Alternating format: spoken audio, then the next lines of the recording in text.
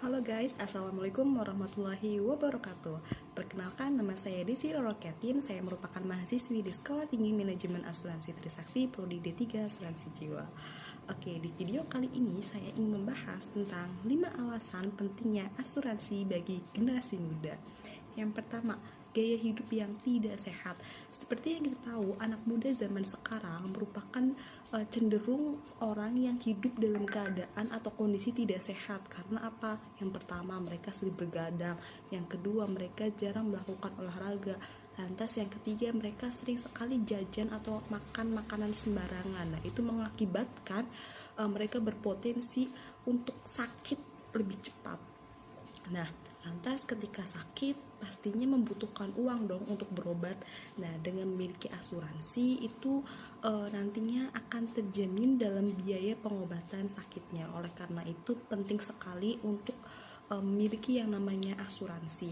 Lalu yang kedua yaitu peluang diterima asuransi lebih besar. Seperti yang kita tahu bahwa anak muda atau generasi muda memiliki risiko yang cenderung sedikit ketimbang manusia yang berumur lebih tua, sehingga peluang diterima oleh asuransi itu akan lebih tinggi ketimbang orang-orang yang berumur lebih tua.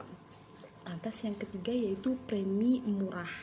Seperti alasan yang kedua tadi, karena risiko yang ada pada diri seorang yang masih muda itu cenderung rendah risikonya. Oleh karena itu preminya juga akan semakin murah. Karena apa? Semakin tinggi risiko itu akan semakin tinggi premi. Jadi semakin rendahnya risiko, preminya juga akan semakin murah. Lalu alasan yang keempat, pentingnya memiliki asuransi bagi generasi muda yaitu tidak perlu merepotkan keluarga. Maksudnya apa sih kak? Oke, kita beri contoh saja inisial si A. Si A ini merupakan seorang perantau yang dia hidup sendirian di rantauan atau di kota orang. Nah, suatu saat dia sakit nih.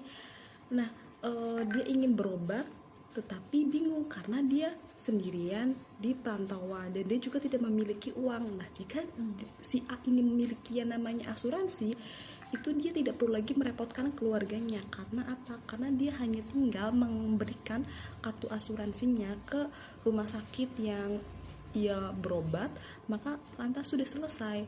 Nah, coba bayangkan jika si A ini tidak mempunyai yang namanya asuransi, maka si A harus merepotkan keluarganya, harus menelpon keluarganya untuk meminta uang berobat, lantas untuk ingin ditemani atau perizinan segala macamnya ke rumah sakit, itu akan cukup ribet ya teman-teman.